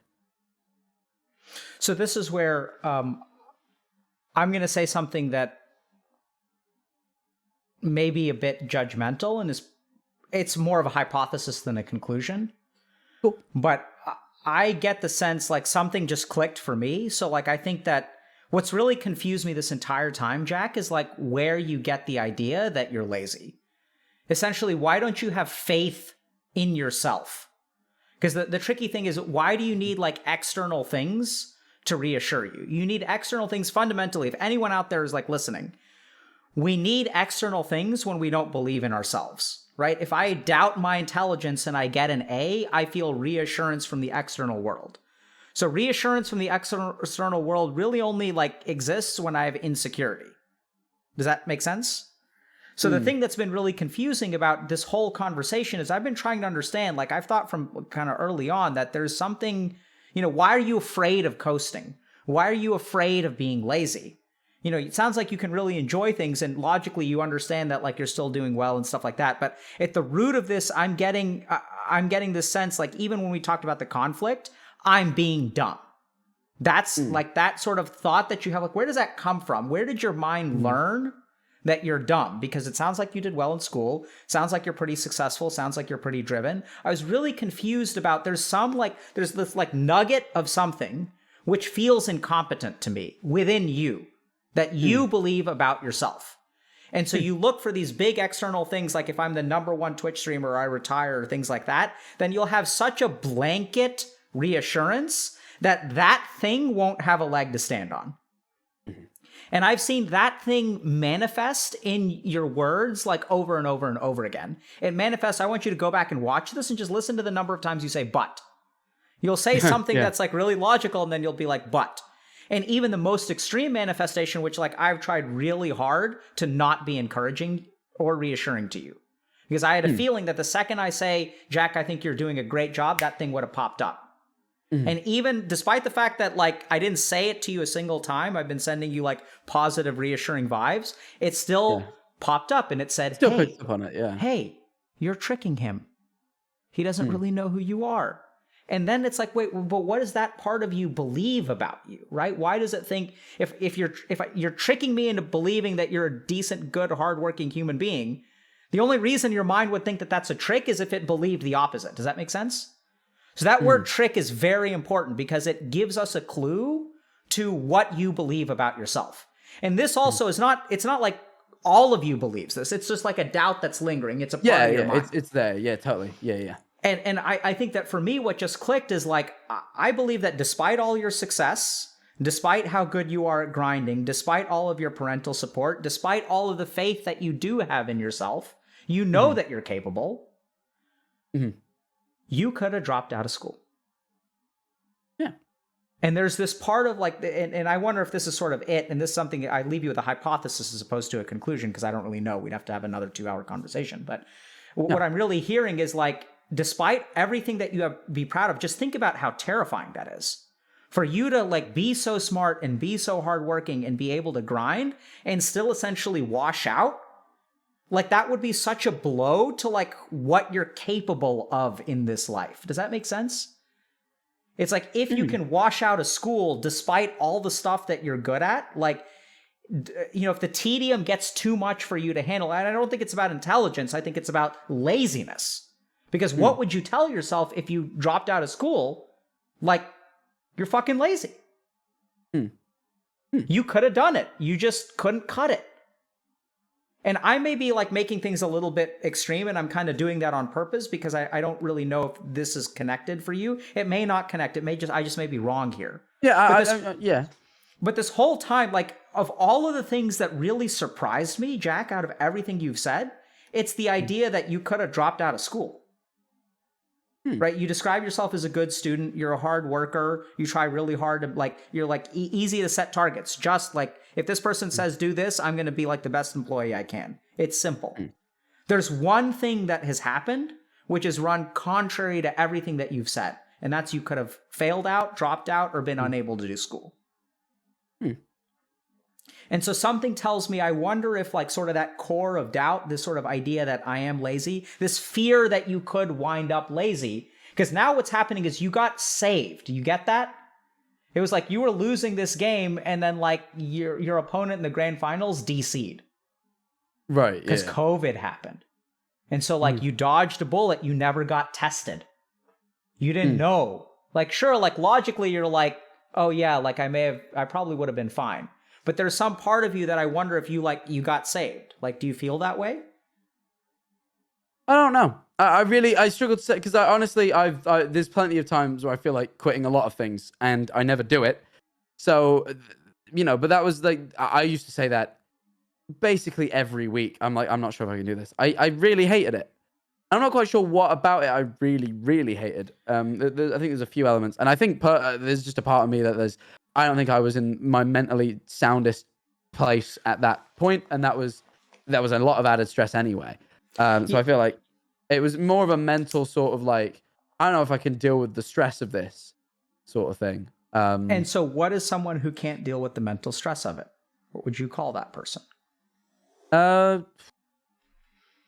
You see, my brain's saying weak, but that feels harsh. I feel like that's not necessarily like, I feel like there it is again. That's harsh. But you see the two sides? Yeah. Your brain comes up with an answer, and I think that's how you would have felt. Right? And I don't think you could convince me otherwise, that like if you would have felt weak. Like, sure, there's this constantly told myself that I wasn't. I would have been like, no, it's reasonable that you did. I would have done the logic thing.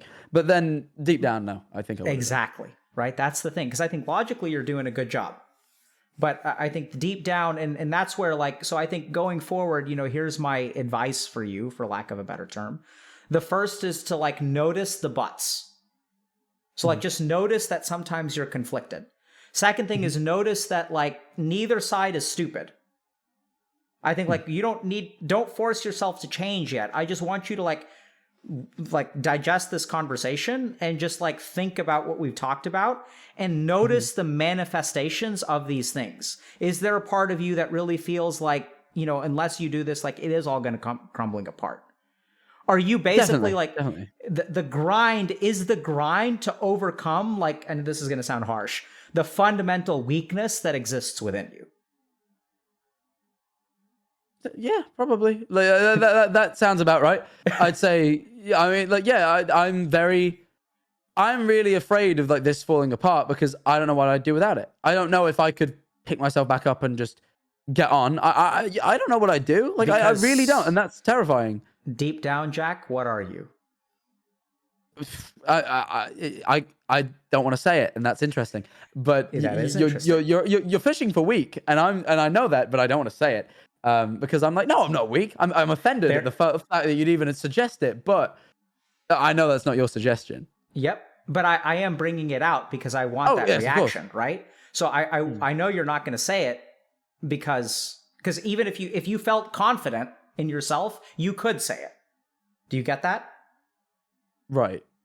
Oh, okay, that's funny. Yeah. Right? Yeah. Because like Jack, are you stupid? You could say yes. Like, you would have no problem saying yes, I think. Yeah, no, I could say that. Yeah, no. I don't feel stupid. I'd be like, yeah, I'm dumb. Yeah, exactly, right? So that's confidence. So it's okay. Like, I don't need you to say it, but I'm just bringing it up, and I'm glad. So you're it was a good point. It was a good point. Yeah. Right? And you're like, I'm not going to say it. Good. Right? So that's the problem. Is like, and it's like, here's the wildest thing, which I don't know if you're going to be able to accept yet. I think it's okay for you to be weak. I think it's okay for you to be not enough. I think whatsoever you are, I know it sounds kind of weird, like is enough. And I'm not just saying that because like everyone is enough. I don't think that. I think some people genuinely do need to be doing more in life. I think in your case, I do think you're doing a fantastic job. And I think it's okay for you to have parts of weakness within you, because I know this sounds kind of weird. I have faith in all of the parts of you that have overcome that part of weakness. I don't think you need to be perfect. You can be flawed. You don't have to be 100%, and we can still bet on you, right? I would bet on you any day of the week. I don't need you to get an A.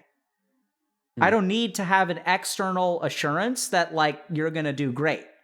I can put faith in the part of you that works hard. I can put faith in the part of you that tries to make people happy. I can put faith in those parts, and I don't need assurances. But I suspect that's going to be quite foreign to you.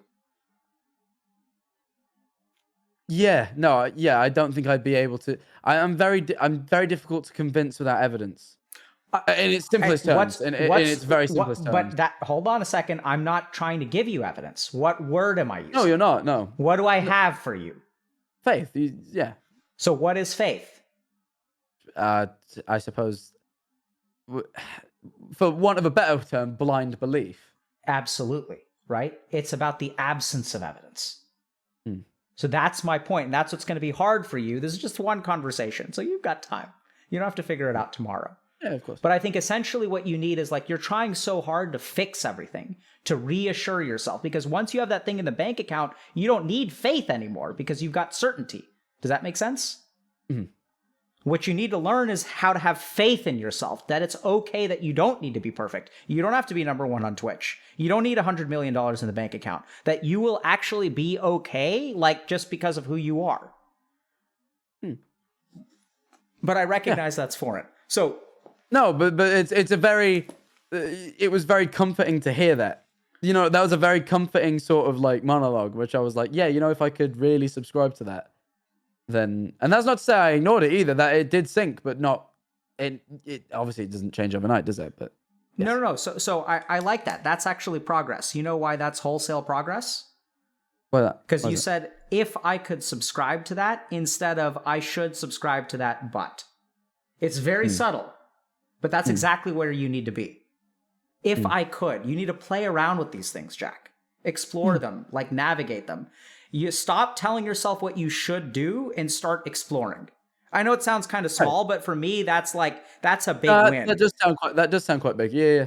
Right? It's different from the way that you've been talking. Thing. Yeah, you just need to figure things out. It's because so far this entire conversation, it's been, I know the right answer, but, or this is how I feel, but. It's always been torn between black and white, right? This is the first time that I've heard you say something that I wonder if I can do this. It's curiosity. It's exploration as opposed to choice. Yeah. And very practically, I think just give yourself a chance to, if you're feeling paralyzed, start to look in yourself and try to ask yourself okay, is this me feeling weak? Is this me afraid of being weak? Is this me afraid of do I have that fear? Just notice the fear within yourself and ask yourself, what is this fear driving me to do? And can I set aside the fear for a while? Can I be reassuring? Right? Can I be almost an older brother to 17-year-old me who was afraid that I may actually quit school and be hey man, even if you have to quit, that's okay. I have faith that you'll land on your feet. Yeah. Questions? Thoughts? No, I think it's a good, I think, yeah, it's a very, I think one, you understood it well, which is always very nice. Because I think, to me, I think seeing it mapped out like that's great because it's also just a very confusing, conflicts inherently confusing. And so to see it mapped out in a way that's makes sense is great.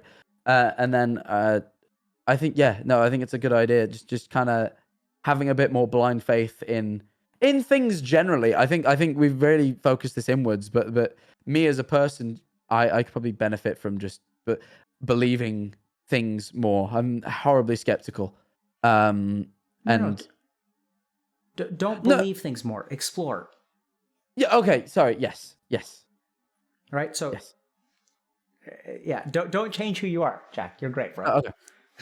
Okay. But I think faith sometimes has to be found, right? Because you got to be careful because there may be a part of your mind that hijacks that and says, "Oh, Jack, you should believe more. You should have more faith." Right.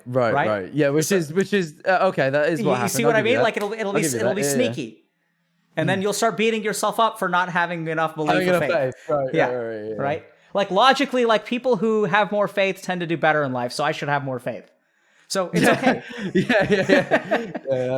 That's a good way. Yeah, right. Okay. So anyway, I kind of torpedoed what you were saying. I'm sorry. But... No, but I'm glad you did because I would have left this having seen it like that. So you did a good job. You did a very good job. Do you see and the big takeaway I want you to have, Jack, is notice that there's this thing in your mind which is going to be It's like malware almost. That'll like it'll pop up no matter like what, like even with this discussion of faith and belief, it'll insert itself into that. Yes. So as best as you can, what you really need to do more than anything else is just notice that its activity. Don't try to stop it. Don't try to control it. Yeah. Just see like, okay, the next time I'm torn and the next time I'm busy, ask yourself, where is this coming from? When you're mentally busy, oh God, I can't afford to move. It's going to come from this place. Look at, okay, why do I feel like I'm too busy? Why do I feel like I have no time? Where is this coming from? And then there's going to be a bunch of logic. That's going to be like layers 1, 2, and 3. And then subsurface, there's going to be something else. There's going to be either a fear that like, oh my God, what if this falls apart? Some kind of uncertainty, some kind of lack of faith. And like, even then you don't have to change it. Just be like, oh wow, there's a part of me that's really afraid. Acknowledge it. Bring it to the surface instead of fighting with the logic. And I think the more you're able to do that, the better you'll be. Right. Thank you. Thoughts, questions? I feel like we're at a good stopping point. How do you feel? No, yeah, that feels quite conclusive. That feels like good advice. Yeah, that's great. Thank you. I appreciate it. Do you like meditating? Do you want to learn how to meditate? That'd be great. Yeah, I find it very interesting. Okay. Have you ever meditated before? It's little bits, nothing crazy. Just little dabbling. I think, I think it's something I was like, yeah, I could benefit from that. So I played around with it a little bit. Yeah. Okay. So I'm gonna let me just think for a second. Of course.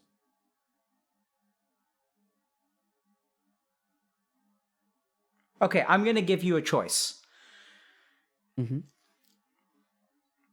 Do you want to... So there's a part... I'm going to hypothesize for a moment. There's a part of your psyche that is afraid that you're weak. Okay? Sure. I'm just going to assume that, okay? It may not be true. No, yeah.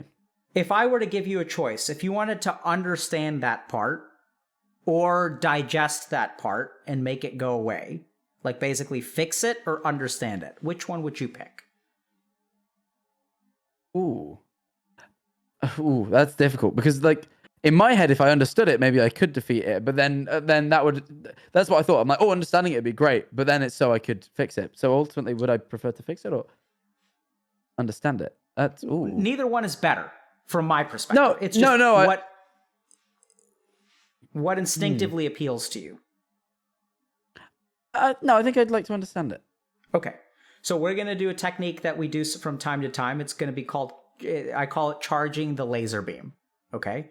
It's going to be kind of weird.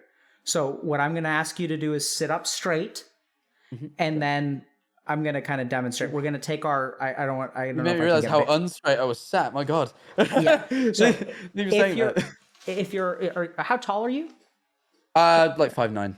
Okay. Is your back straight when you sit in that chair? Yeah. Like straight? Hold on. Maybe it's not actually. Now you've acknowledged it. Hold on. Okay, I'm now not leaning against the chair. I'm just sat straight. That is. And are you comfortable like this? Yeah. No, okay. That's perfectly fine. So this technique is going to have two parts. Do you want theory or you want to just jump into the practice? I'd love theory. That'd be great. Okay. So kind of taking a step back, there are these 7 things called chakras or chakras. Yes. And each one is supposed to govern a particular kind of like part of our being. So for example, there's a chakra that governs desire. There's a chakra that governs digestion. So there's very little evidence to support any of this chakra theory.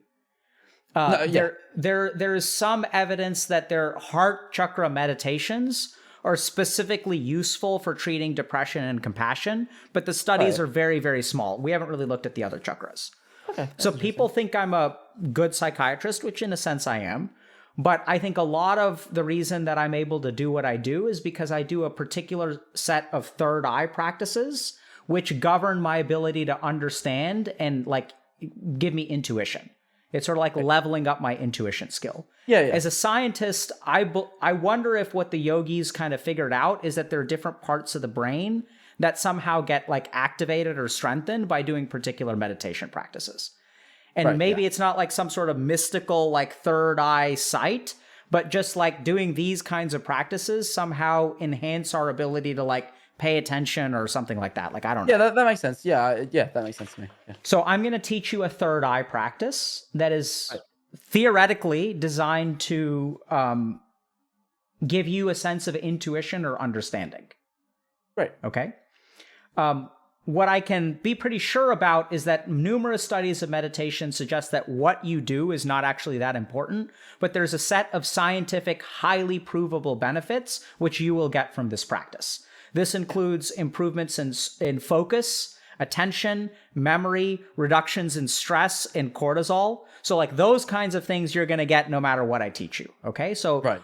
At the least, you'll get that stuff. Hopefully, it'll help you with things like decision making. And on the top end, if we're really lucky and all that weird mystical stuff turns out to be true, then, or even some of it turns to be true, then maybe you'll get some kind of weird like insight into yourself. Yes, that'd be excellent. Okay. So this practice is going to have two phases. One, I'm going to take my middle finger and I'm going to hover it above the space between my eyebrows. So I don't want to touch. Okay, and I'm going to do this with my eyes closed. Yeah, I'll walk you through it. So I'm just going to demonstrate, okay? And then what I'm going to really pay attention to is the sensation in my forehead over where my middle finger is hovering. Okay? So it's going to sound kind of weird, but you'll maybe feel something. So you just want to focus on your forehead where the finger is pointing. That's going to be phase one of the practice. We're going to do that with our eyes closed. Okay. If you happen to get some kind of sensation there, then we've got two additional steps to the practice. One is to then relax the hand and just focus on the sensation on your forehead. The second is when you breathe in, imagine you're going to feel the breath in your nostrils, but imagine that breath is going up and into that point. And as you breathe out, imagine that it's coming out of that point too. So we're going to go, okay, kind of thing, okay? So I'm going to sort of walk you through it. I may ask you one or two questions just to kind of see where you are. There isn't a right way or a wrong way to do the practice. People have different experiences, okay? So sit up straight. Close your eyes. And start by just noticing your breathing.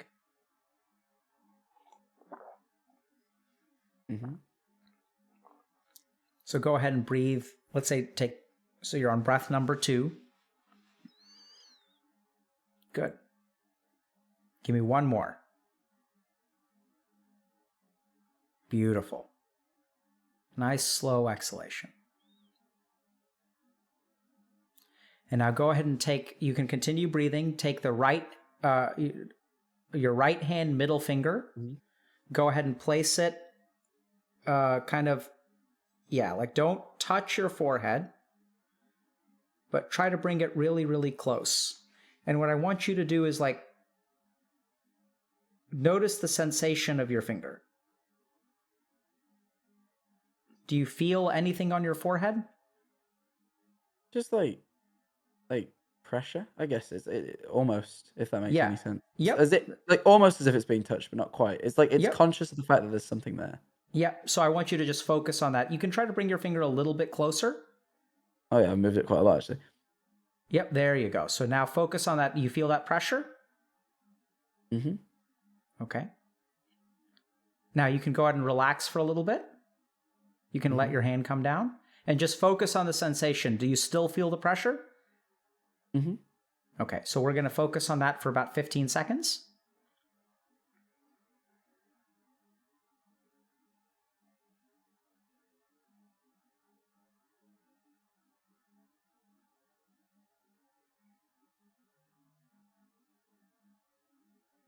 And now I want you to bring your finger back. We're going to do this a second and a third time, where you kind of bring it over and sort of feel that pressure. Let the finger kind of strengthen the pressure, if you will.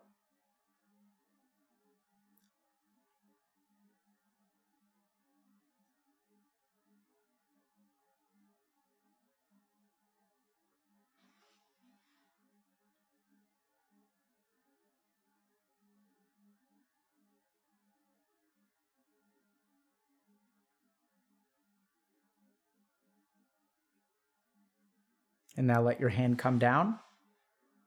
Focus on the sensation in your forehead.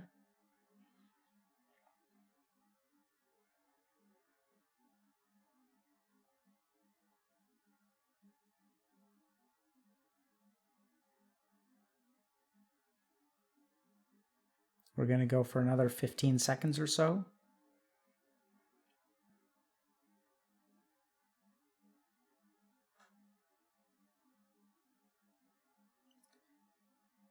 And now for the third round, we're going to hold it there for about a minute now.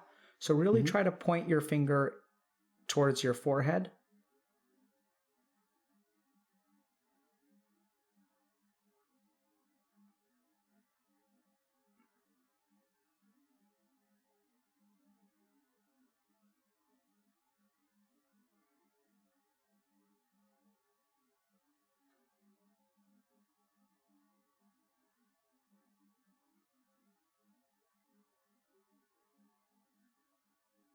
For lack of a better term, feel the energy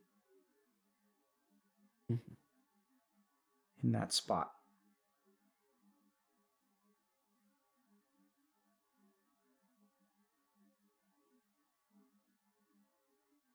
Now bring your hand down. So now I want you to breathe into it. So feel that point on your forehead, and as you breathe in, you'll feel the inhalation, the cool air enter your nostrils, go up into your forehead. And then as you exhale, feel the warmth come out. And go ahead and do about 5 breaths.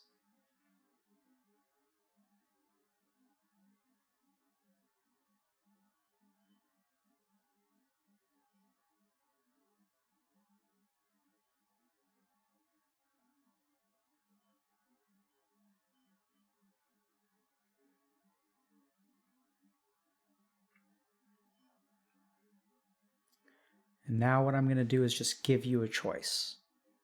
So if you felt the sensation and kind of enjoyed that, you can drive your attention into the spot on your forehead. It's almost like, imagine that your mind is behind your forehead and that you can focus and concentrate your mind into that spot. And if you preferred the breath, you can breathe into it. Whichever one just feels better for you. We'll practice for a period of about 3 minutes. If you get bored of one, you can do the other.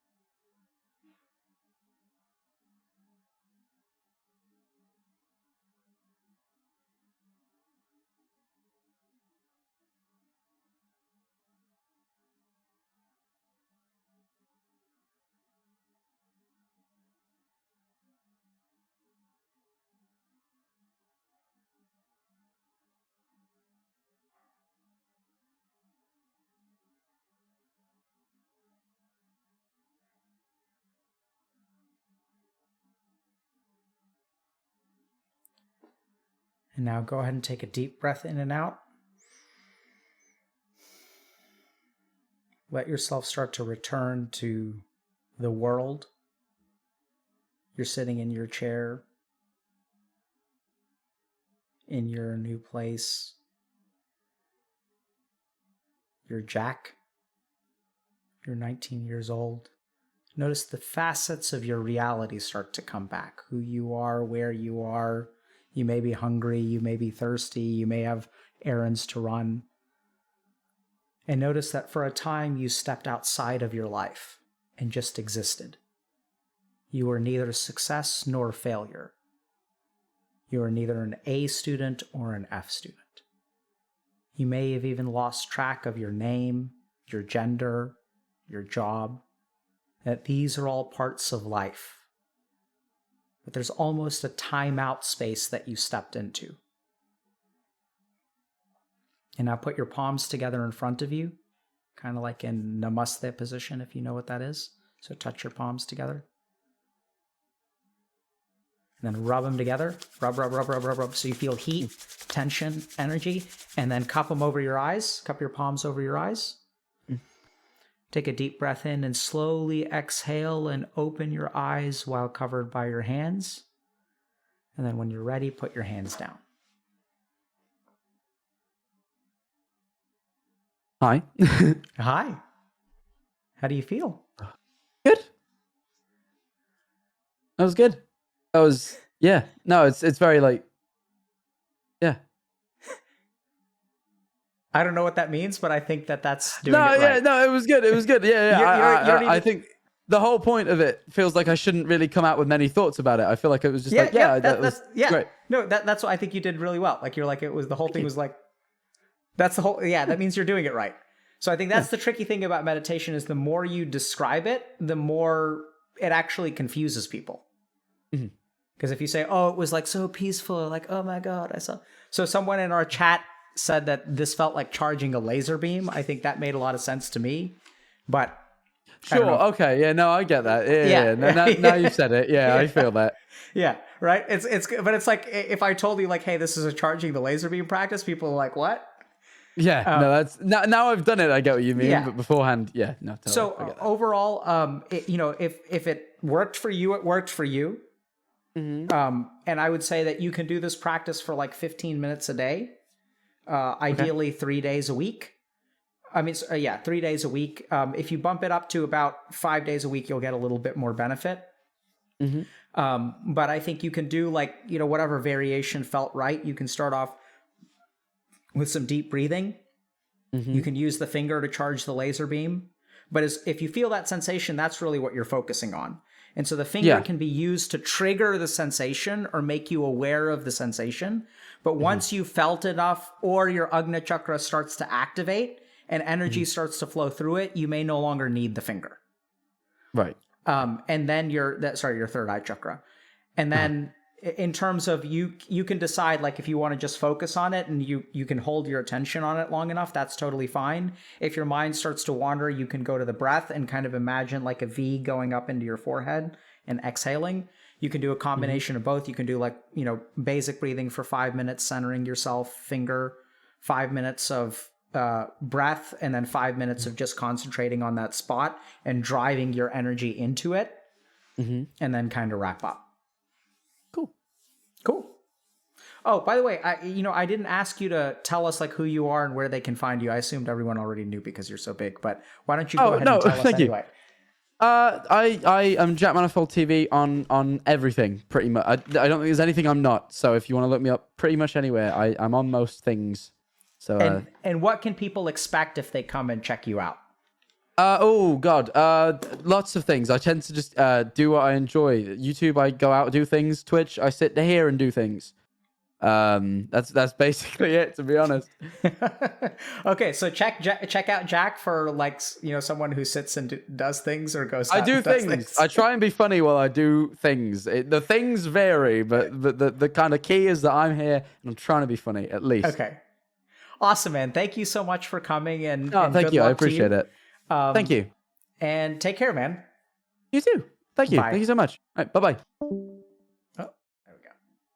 All right. GG.